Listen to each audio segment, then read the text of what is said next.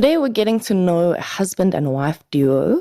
They have been releasing consistently since 2014. They are a perfect addition to any romantic scene, any lakeside soiree or cozy fireplace setting. They are Cherry Pill. Guys, if music was medicine, which song would be your go-to cure for the winter blues? Actually, so one of our songs we wrote called Warm Within. There's a knitting project that does blankets here in Joburg for the homeless sort of initiative, and they have a big goal towards Mandela Day. So that's sort of when all the blankets must be ready. And so on that day, I released a song called Warm Within, and it was about sort of, I guess, being warm on the outside, but being warm on the inside as well. And now, sort of following up there from Meagan's question, she obviously mentioned in the intro, guys, that you're obviously married. I'm very interested in knowing, which actually came first. Was it sort of like Cherry Pill came first in the initial stages and then it sort of grew beyond, just doing music together? Or was it sort of like you got, into a relationship first and then, Cherry Pill came to be? Yeah, it's a good question. It's kind of hard to answer as well because they kind of happened at the same time in some sense. I mean, I suppose we kind of hit it off because we had similar interests around music, and we were dating before we sort of started playing together. And Cherry Pill kind of really started when one day we were just like hanging out and a bit bored, and we thought, hey, let's just look in the phone book and get ourselves a gig somewhere. And so we phoned a bunch of restaurants, and we ended up playing at a little place called Cento Vale in Kensington. That was our first gig ever. So it was pretty spontaneous and just kind of born out of our hanging out and sharing some music ideas and that kind of stuff together. Yo, that is a very beautiful, origin story, guys. Props to you guys for keeping it going and making it work so well. So when you perform together, do you bring your relationship to stage in terms of energy and chemistry, or do you sort of put that aside for the set? Oh, yeah, that's also another very good question. I think we do try to keep the hats separate, but I mean it's not always easy because you might be on stage and you get a phone call from someone who's at home. We have some people at home, and maybe it's hard to sort of separate yourself from your private life. But we do sort of, I think once we're at a venue and we're ready to play, like we're in that, we try to keep in that zone and not let anything intrude. But yeah, it does take a bit of juggling. But I think on the relationship thing, I mean, the feedback we've gotten from other people, which is not intentional on our part, is people often say to us after show, I just love the way you guys look at each other, and we've obviously got like that married people connection between us. And probably what's actually happening is we're looking at each other in a way that says, I can't believe you just missed that chorus again or something like that. But apparently that comes across as a romantic look. So that works out pretty well for us. When it comes to writing lyrics, are there any topics that you've sort of agreed to keep off limits just to sort of save a certain personal space between you guys? Something, I don't think we've actually spoken about that. So no, I think we both write quite metaphorically. So even if we did write about maybe something that was very close to our hearts or very personal, I don't think it would be very obvious to, we kind of cloak it in sort of metaphor, yeah. Yeah, I don't think we've never kind of written anything where the other one of us has gone, how dare you? So and like Crystal's saying, I think we tend to write in the abstract a lot more in our lyrics. So it's not really, it's relatable, but not doesn't kind of cut too close to the bone. I want to know, because we have two people from sort of different sides of the music spectrum. Crystal, you're very much into the classical side, and Rory, you're on the jazz side. How does that work when it comes to writing? Do those things clash at times, or is it very smooth going? We tend to write independently, so most of the songs are written entirely by one or the other of us, although there are some where we kind of, I'll contribute an idea for an instrumental like guitar riff or something like that, or hey, let's try this melody in the chorus, or Crystal will do the same on my songs. But there's sort of when we bring them together and we're doing recording, then we tend to let both of our influences just shine through as they are and kind of almost take the results at face value. So like I'm into jazz, but I'm also into rock kind of stuff. So I'll do like a little grungy guitar riff, but then Crystal's playing classically inspired kind of overdubs of violin parts that ends up sounding a little bit orchestral or like a little chamber ensemble. And then you put those two things together and you end up with sort of our sound. But we're not really too prescriptive about that. It just kind of emerges, I think, quite organically. So. Yeah, I think maybe just to add to that, like I don't think, well, from my side, I don't know, you can tell me how you feel. I don't think we have anything too precious about the styles that we come from. So like Rory says, if I hear something that I think will fit, I'll add it. And if we both agree, then it's in. It's not really, I think for us, I think the lyrics and the harmony probably are kind of, and the melody are paramount. And if something adds and like a nice sort of element to the songs, it's the more the better. Now, looking at the kind of music that you guys make, obviously, discography, a lot of the stuff that you guys, did back in the day consisted of a lot of, obviously it was more of an instrumental type thing. And would you guys basically say that, doing the kind of music that you guys are doing, it's sort of, opens up more doors in terms of, venues that you guys can play at, or sort of different occasions, like say weddings and such? Would you guys say you've had sort of like a really smooth time when it comes to, getting booked, for gigs and such, as opposed to say maybe a band that's out there doing, thrash metal or something? Yeah, definitely. Especially over COVID time, pretty much all that was happening gig-wise was weddings. So we were able to continue playing. So what we do with our songs is we can, I think because of the mix of skills between us, we obviously have our sort of cherry pill sound, but we can make it quite acoustic or quite sort of jazzy if we need to. So we can still play our songs, our original music, but we can make it kind of jazzy or more classical.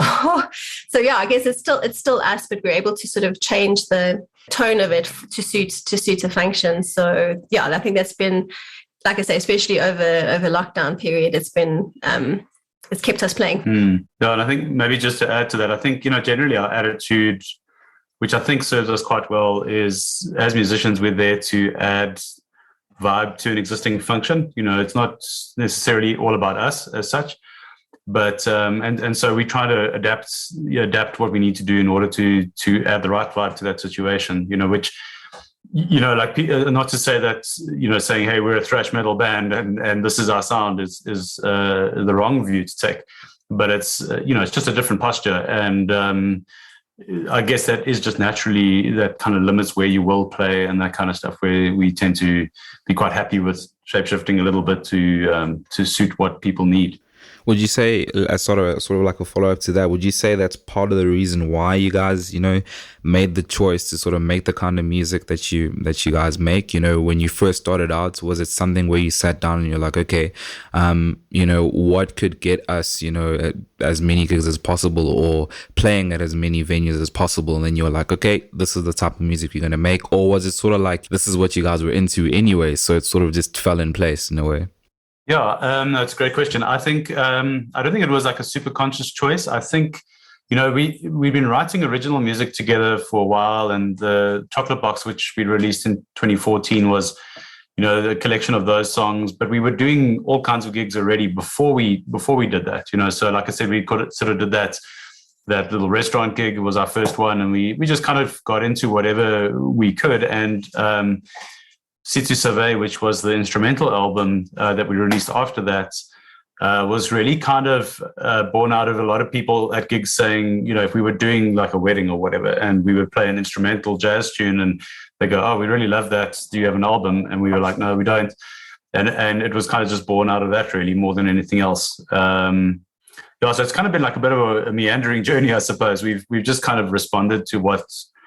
It's two things. It's like it's our own artistic expression, but then also balanced against what the feedback we hear from people. And I guess we're trying to balance those things. Couldn't have been answered any better, guys. Thanks for that, Meags. When you pick a set for something like a wedding, is it typically based on requests, or is there a sort of batch of songs that really hit the spots on those occasions? What's that process like? So generally for weddings, because they're quite personal, I think there are times when people want a certain song. So we're definitely open to to learning a song if a bride wants to walk into a song or they have a specific song at a time. So we don't keep it very wide, but we say like 1 or 2 songs we're happy to learn. And I think we also find that it helps expand us as well. I think instrumentally and vocally to learn other songs to play. So yeah, we kind of limit it to like maybe 2 songs that we'll learn and play for a specific event, and then like you're saying, we also know what's going to work. So it's kind of, I guess, just having done enough events and gigs that you kind of just get a sense of this is going to work, and it's just going to what's the word, like really connect with people. And just, I guess also you have to have a lot of courage to know like if we do this, it might be risky, but actually it's going to really connect. And I think we get a lot of joy out of that when we see that you've just done the right thing at the right time and people connect with that, and it just, it's a lovely feeling for everyone in the room. Hey, that is very beautiful there. I was telling Meagan, before we jumped on, when she was like, yo, so, which songs did you listen to and such? And I was telling her, Fragments was a favorite of mine. And then there was also the Carol of the Bells, which you guys dropped obviously a while back now.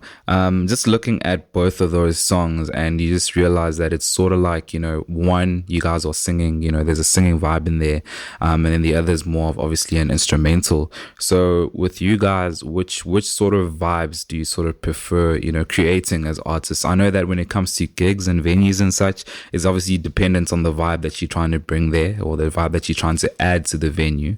But just personally now on an artistic sort of level, which sort of do you prefer, playing?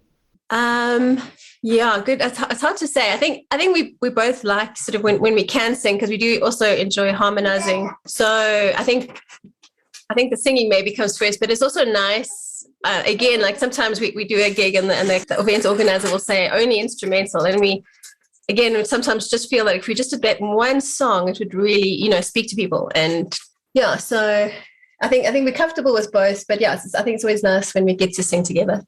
The short answer. Well said.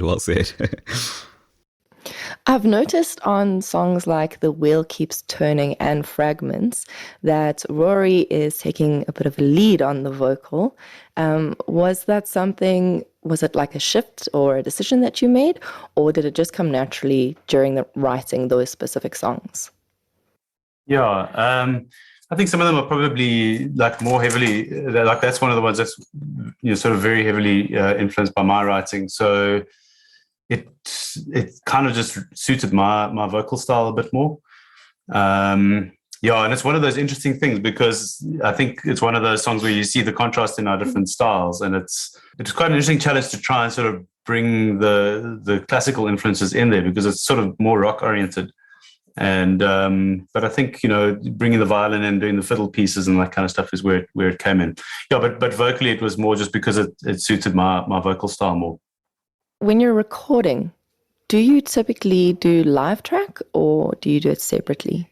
Normally what we do is we'll start off with some of the core instruments live tracked. So like that one in particular. So take The Wheel Keeps Turning. I started off playing and singing the guitar parts, playing the guitar parts and doing the vocal, like a scratch vocal at first.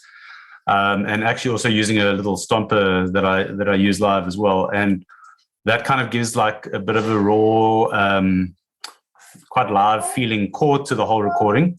And then we build around that. So we'll add other instruments, and eventually all the scratch tracks will be replaced, but something of that original energy and vibe that sort of feels a bit more live, I feel is left over in the recording as a result of that. So I'm quite big on not programming things. We like to play everything if we can.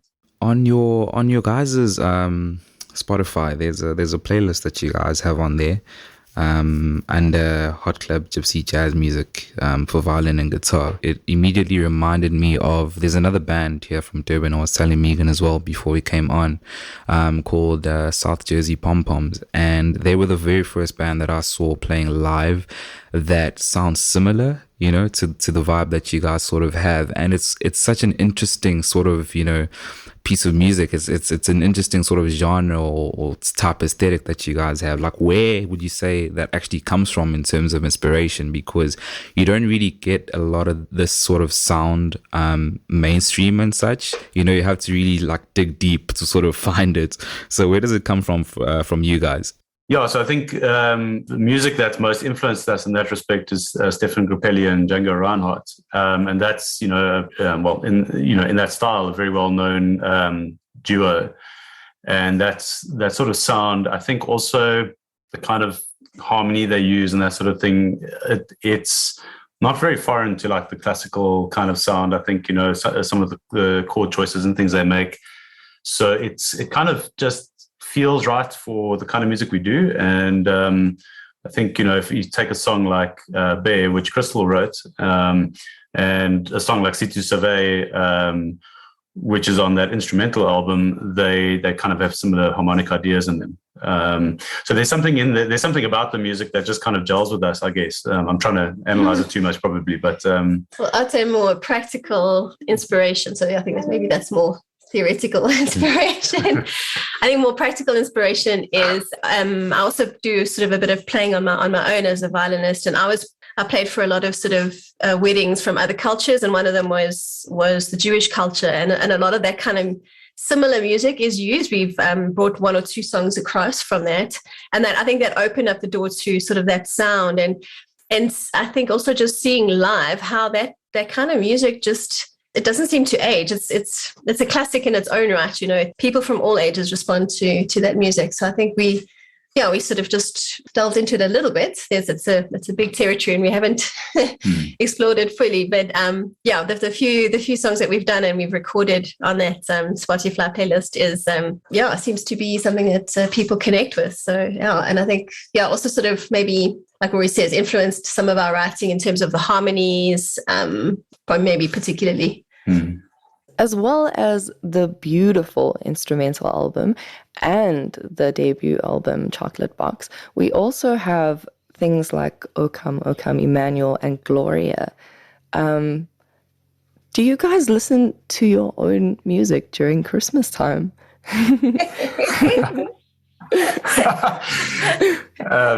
Yes, we do. But as you probably have heard in the background, we also have a young daughter who's about to turn 2.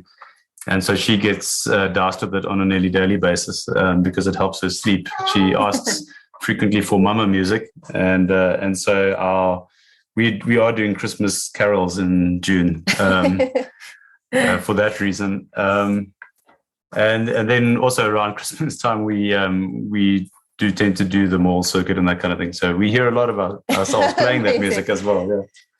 We find, so there's one or two sort of shopping centres up here in Joburg that are very open to having a band play over that sort of peak season for them. And then all that they ask is that we play some Christmas music, and then we get to do our own songs.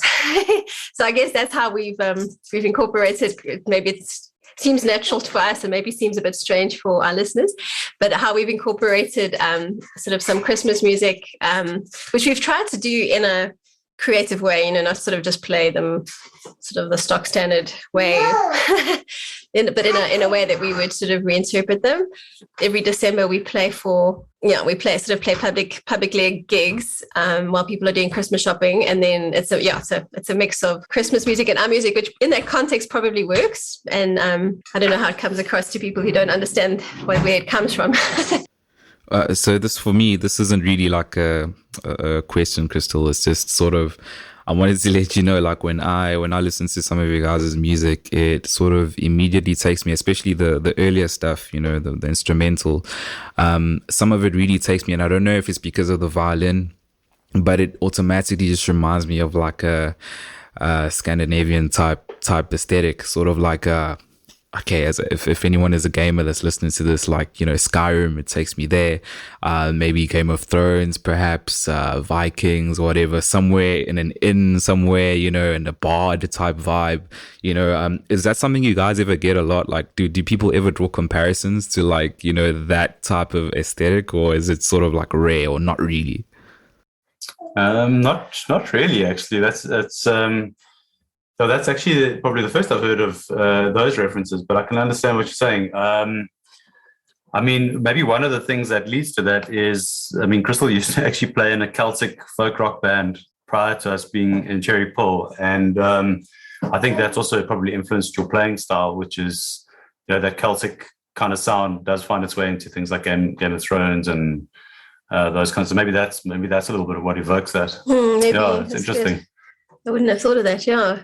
It's very beautiful. It's very beautiful, guys. Like I'm really a fan like of that kind of stuff. So that's how I sort of relate to your guys's to your guys's music as well. So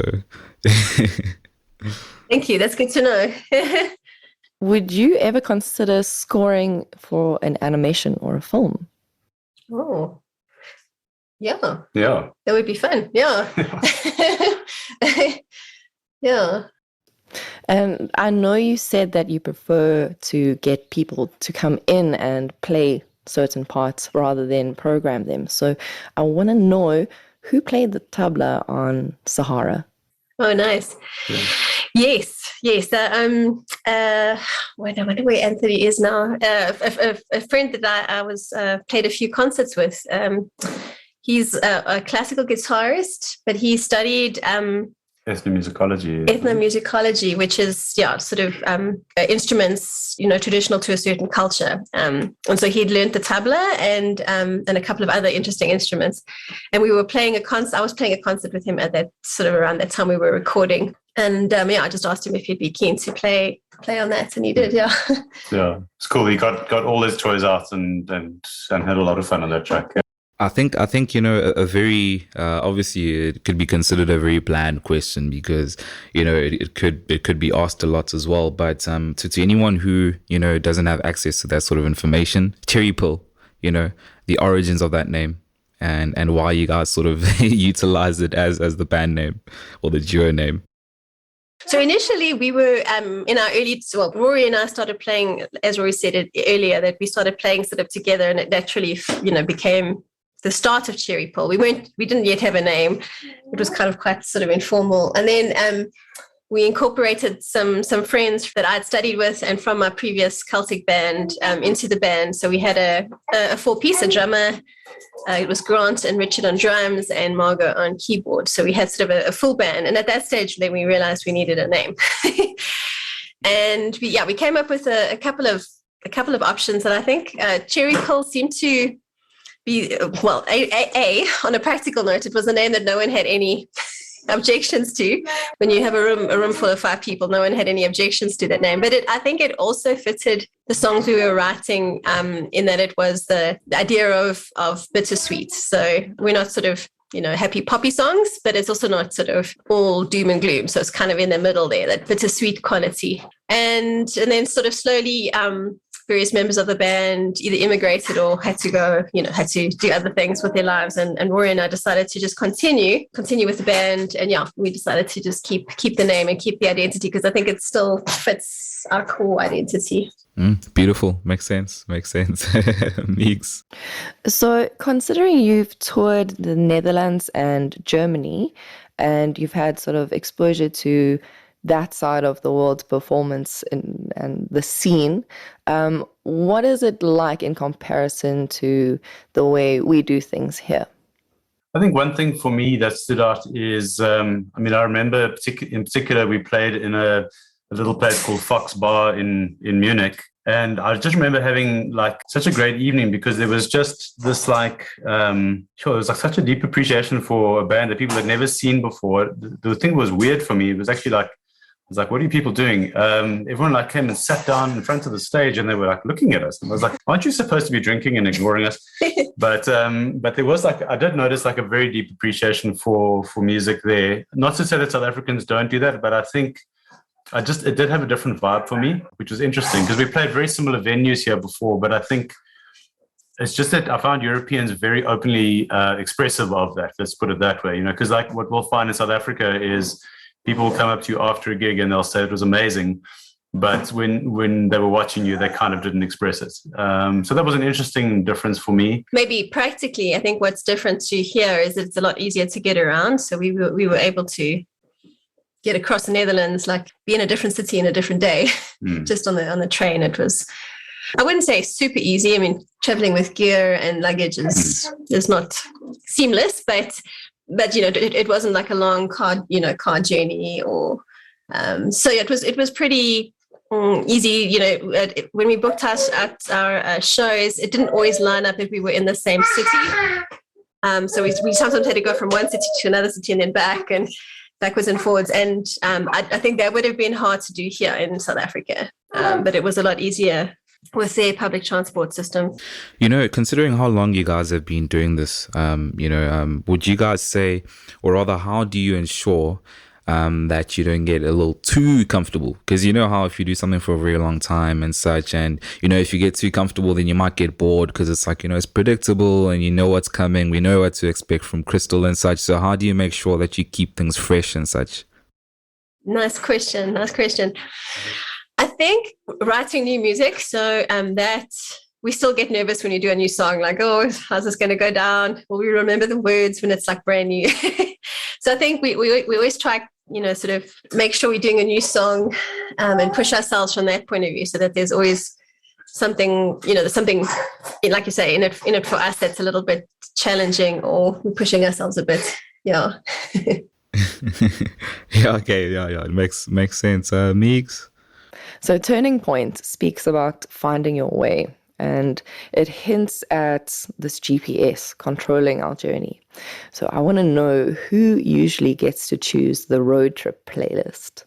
Oh, so we alternate the driving generally. So one of us will drive there and one of us will drive back, and then whoever's driving is in control. So picks the route, picks the playlist. Yeah. So I guess, yeah. So we kind of share it that way. So if Roy's driving there, then he'll pick on the way, and then if I'm driving back, then I'm in control. What I want to find out, Crystal, from you guys is, when we're looking at the sort of music that you guys are making, right? I don't suppose there's any sort of situation where you guys are unhappy with what you guys are doing. You guys have been doing it for a very long time. It's a genre that you're very familiar with. And what I'm basically trying to find out here is, has there ever been any pressure to sort of maybe conform to, mainstream? So maybe like some pop music, or maybe, some hip hop here and there, or, any of the mainstream genres. I mean, I ask this despite, obviously you guys are having a really good time, playing live gigs and such. You're getting many opportunities. But has there ever been a moment where you guys were like, what, perhaps let's see if we can, switch it up and maybe go into the mainstream sort of, realm? Good question. I think that's probably pressure that many artists encounter. I think early in our journey, when we were still a 5-piece band, we did a few Battle of the Band types competitions, and we got a lot of good feedback, but we always got someone on the panel of judges saying, if you could just be a little more mainstream, or if you could just do this. We did sort of entertain the ideas back then. That's going back quite a few years now. And we would try things, and I think we just found that it just wasn't us. Sort of open to ideas from people, and we incorporated what we could. But, I think just some of the suggestions that people had for us to be what they saw as mainstream, or what was going to be, trending currently at the time, was just something we couldn't pull off convincingly, is maybe a better way of saying it. You when you're on stage, you want to know that you can do something convincingly. And I think there were some elements, if I had to rap, it would be awful. So I wouldn't even try. So I think where we've kind of matured to, hopefully, is that we, always open to new ideas. And as I say, whenever we learn a song for somebody, we learn a little bit more about something current, but also about how we would interpret that. So I think the measure that we use is like, can we do this convincingly if we're going to incorporate something into our sound? And if we can't, then it's just not something that we can include.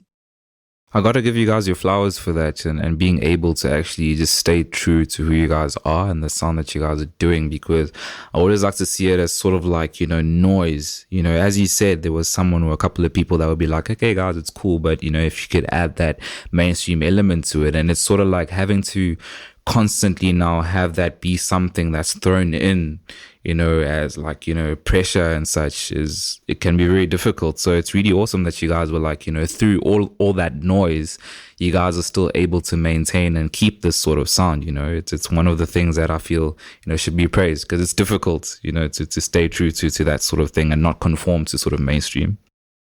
No, I think, like I say, I think, even just in speaking to other musicians and bands that we've worked with, I think there's a lot of pressure. So I mean, I think to anyone listening who's in a band, like, we understand. I would say though, on the flip side of that, what's hard is people do want to know you by a certain sound. So people want to say, like, what artist do you sound like? And then we find it hard to describe ourselves, or when we're trying to get our songs on a playlist on Spotify, we don't always fit into sort of a, like straight up pop playlist, or and I find that the categories are quite tricky. So I guess I still find when we try to pitch to playlists, you get, basically get rock, pop, and folk, and we kind of sort of somewhere in the middle, and it's not always easy to find one where we fit. So it has a flip side, but I think, like I said, I think for us the important thing is that we can do what we do convincingly, rather than badly or half-heartedly, because it's something that's not part of who we are. Would you say it's a good trade-off also having, being able to sort of get so many, gigs? You spoke of weddings and, different venues and such. Would that be like a good enough trade-off, as opposed to sort of being able to get on all these playlists and such? Because I mean, essentially, when you play those wedding gigs and such, that's also like, you got to pay the bills. So that's also like, finances and income and such, So is that better than, would you say, getting on a playlist, like getting gigs and such? Yeah, like you're saying, it's obviously there's the fact that we get paid, which is great. But also I think we always have someone who comes to talk to us afterwards. So I think like you get real-time feedback from playing live gigs that you maybe, when we do get some comments on YouTube and stuff, but it's not as like, I guess, maybe real-time feedback as it is when live in person, which really, I think it maybe keeps us going, like that encouragement, like we really like what you're doing and can you play for us? There's a lot of word of mouth that happens as well. So I think it's encouraging.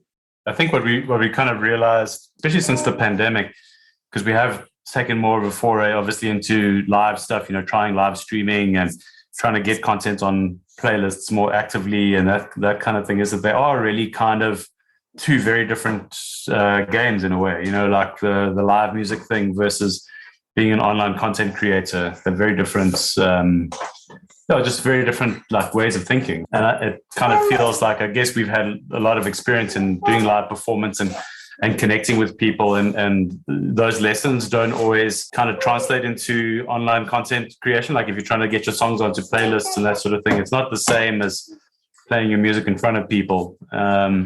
So that's, it's just been an interesting journey, and I don't think we've figured all of that out and sort of what online really means for us yet. It's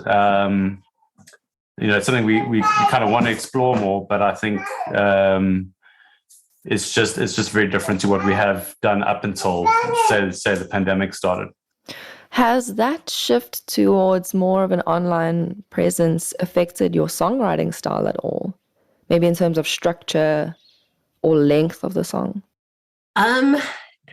Maybe it's not a direct answer, but probably, because I think something that we would do, maybe to kind of go back to something you said earlier, is we'd always try out a new song, like one or two new songs live, and we'd find that something we thought would work maybe didn't work, and then we go back into the rehearsal room and adjust it, and then try it out. You got to air stuff. It's got to have a bit of air. When you don't have that outlet, that live outlet, you probably do make different decisions, like you're saying, in terms of length, or maybe an extra chorus, or yeah. I mean, it's an interesting question, because we're not really writing, say, with radio in mind. And I know, the radio format is fairly prescriptive about lengths, or if not prescriptive, it's kind of like understood, like the 3-minute pop song is a standard in a way, or maybe it's even less now. But and our impulse is to want to write for what the song wants, and like sometimes things will be left on the editing room floor because we're like, okay, well, we're not sure if having that slightly longer intro is going to be something that fits well. Although we're not writing for radio, I think streaming still has a fairly similar paradigm, but maybe like because it's so flexible and the user kind of chooses what they want to listen to, the listener gets to decide. I suppose it's not as prescribed. So I don't think we're super conscious of it, but we have had like moments where we're like, do you really need that extra chorus? Do you really need that long intro? And like, our artistic impulse is to say, yes, we do, because it's kind of part of telling the story of the song in the way we feel best expresses it. But on the other hand, you've got to be mindful of the format that it's going to be received in. So it's a difficult balance to get. But you guys are absolutely killing it. You guys are. It's what I was saying to Crystal earlier as well, and that the fact that you guys are able to stay true to your sort of sound and not have to conform to mainstream standards and such. But this conversation about online and such reminds me of an episode that we did with Southport, where Damien was basically saying that it's basically the whole online thing just becomes a completely like separate job, on top or over and above being a musician and an artist and such. Would you say that, in 2022, it's very difficult being an artist if you're also going to consider, the online sort of aspects of things and having to sort of, be up to date and such with your online, connectivity and reaching out to people and, having that, up to scratch? Yeah, they kind of almost, for me, they're so separated from each other, and they are like, it is like having a separate job almost. And I think as artists we've got to decide what the role of having an online presence is for us. Crystal, I don't know, maybe you want to talk a little bit more about some of the thinking because I know you look a lot more at the kind of online marketing side of things. I tend to be in the back room making recordings and stuff. But what are your sort of thoughts on that? What reaching? Yeah, just like how the online presence, the need to have an online presence can sometimes sort of change. It kind of becomes like its own kind of thing in itself. And now you've got, the work of being an artist and creating your art, but then also this whole kind of digital presence and marketing side of things. Yeah, I mean, I think I do as much as I can to understand each platform. So yeah, I mean, I think we try to be on as many as we can and on many as we can keep updated. I think we've explored some, and there's some more for us to do. But I mean, we do find people coming who find us and send us messages or look us up. If they've seen us at a gig, send us a message online. So I think it's important to be there and have that presence. And I think the exciting thing is you can find new audiences through your online presence. And so we've sort of been dipping our toe in those waters as well.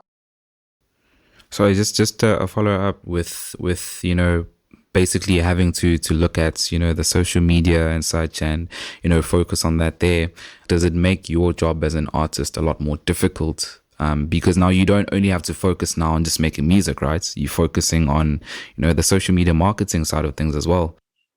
Definitely. I mean, I think, I think definitely in terms of like a time commitment, like Rory, I think, like he said, he spends more of the time doing the sort of the music side. And I find I try to put on the marketing hats as best I can. And yeah, I mean, you've got to basically learn some marketing, which as someone who studied music, I never learned anything about marketing, which was unfortunate. I listen to as many podcasts as I can on the subject and different platforms, what's working, what's not. Definitely, I would say difficult in terms of time, and also maybe getting content together, and you want to have quality content, but it takes time. Would you ever consider maybe getting some form of management to take care of that side of things for you? Definitely. I think there's still some things you need to be, involved with, like I say, when it comes to doing content. it would help to share the load, definitely, but I think you're still sort of involved in a lot of the initial sort of maybe brainstorming about it. But yeah, no, it would definitely help to have help on that. I just remembered a question from something that Rory said as well about word of mouth, sort of being the focal points, like being the main thing that sort of gets, you guys booked and, gets everything going on your side. So would you guys actually say Cherry Pill could actually do without social media? Like if you guys didn't have any social media, you guys would still be able to sort of get by? Because, I mean, you've got the word of mouth is what's working best, right? Yeah, exactly. I mean, that's the kind of the paradox for us, is that most of what allows us to continue to be, to be musicians and be active is that word of mouth. And social media, I think, plays a role, but it's like a fairly minimal role. Like I would agree with what you're saying. We could, in theory, do without it and still carry on with that. Although the other side of it is that we are also keen to, with the original music, to be able to push that out to a wider audience at the same time. And that's something where you've got to kind of have some mastery over the digital space to be able to do that, to access that world. So we kind of keep finding ourselves on the edge of carrying on with what we do and have always done, and finding ways to adapt and reach new audiences. So that's kind of the tightrope, I guess, we're walking, I suppose. Brilliant. I, for one, hope that you guys, are able to get to a solid conclusion on that one, and, one that works best for you guys in the future as well. I've noticed that you've been releasing singles. So what I'm wondering is, are they leading up to an album, or is that just part of the phase that you're in right now? So yeah, there was a question, a debate we had between us. We had a couple of songs that we actually wanted to release on an EP, and I think we might maybe do an EP release still, but the form kind of dictates the release at the moment. So and by that I mean the sort of playlisting culture. It kind of favors releasing singles over releasing an album, because you release a single and you get it sort of playlisted, you get plays on that song. But if you release an album and you still only get one song playlisted, the other songs don't really get listened to unless you've got sort of diehard fans.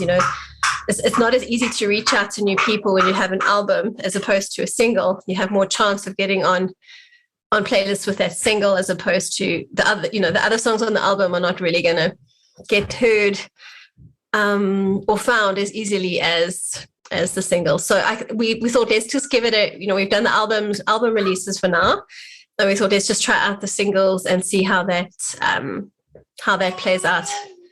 So it was kind of, I guess, a bit of an experiment from our side, and it kind of seems to fit with what the technology is doing currently. Very well fleshed out answer. Thanks, guys, for that. Meagan? So if you could paint a picture for us, what is your dream performance environment like? There is always that part of me that's like, I got into music. So I actually started off as a bit of a metalhead in school, and I remember like watching on like arena gigs and that kind of stuff. So I think there's always that dream that's still kind of in me, like wanting to play like a really big arena kind of gig. That would be amazing. Who would be at that gig? Who would be playing a festival probably, or I think a major festival would be awesome. Yeah. It would be an amazing, even if you just did one song. No, that's too short. I want to do like a 3-hour set, but anyway. Yeah. Do a Foo Fighters and people and like play for 3 hours. Yeah, I mean, from my side, I think a major festival somewhere in the world would be amazing. Like just to be in a destination where there are people who are there for the music and the sort of that, just to soak up that culture would be great. Yeah, and I think also to play in a band, like a band again, would be awesome. I think a lot of the time, like the duo is very practical for us. But we've had a lot of fun playing with a bigger band before as well. So it would be a biggie, and we'd have like a horn section, and and maybe a string section. That'd be amazing. So yeah, that's something like that. Yeah, that's really awesome, guys. Listen, we want to just thank you for joining us on the show. It's been such an awesome experience learning about you guys, and just thank you for taking some time out, to have this conversation with us. We don't want to take up too much more of your time because, obviously you guys are a trio as well. So you guys can just pretty much give us your social media handles for anyone you'd like to work with you or maybe follow you guys on social media. Awesome. Thanks so much. No, thanks so much for having us, and you asked us a really deep questions. So thanks for getting us thinking. So social media handles are either Cherry Pill or Cherry Pill Band. We're on Facebook and Instagram, YouTube. Hopefully we'll be on TikTok soon. That's my next foray. And then our website is cherrypillband.com. Yeah, thanks for the chat, guys. It's been really awesome. Anytime, guys. Which song do you reckon best represents Cherry Pill that we could possibly close out with?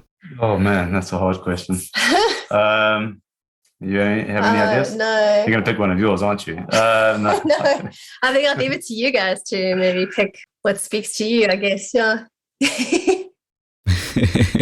I know Meagan and I will have a difficult time picking because there's so many gems that you guys have, but okay, it's all good. We'll take it and we'll decide which one we're going to close out with. Just for anyone that's listening, obviously everything is available on www.sludgeandaround.com.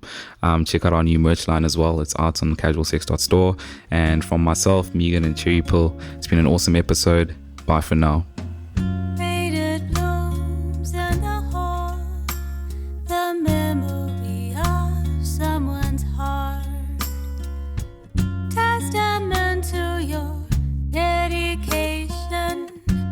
I am thankful, grateful for your care for me, what you made of me.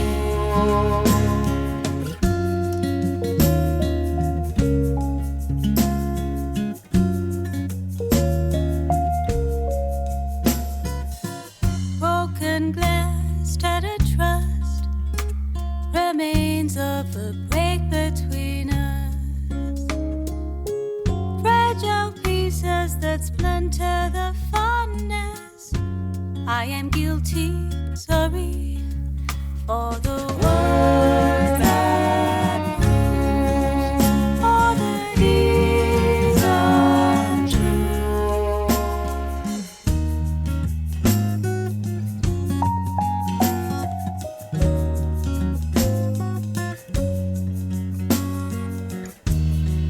things I could tell you, show you, things on my mind, photographs on a wall, moments in time frozen still, snowmen to my mind, you warmer in passing, to feel you, love you, have you standing tall, though your courage is small.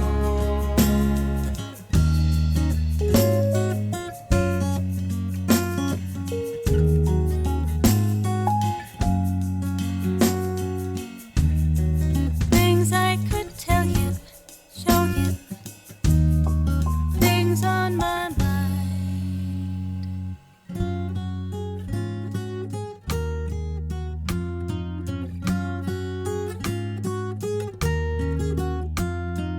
Thank you, I miss you, I'm sorry to hurt you. I wonder where you are, I think of you often.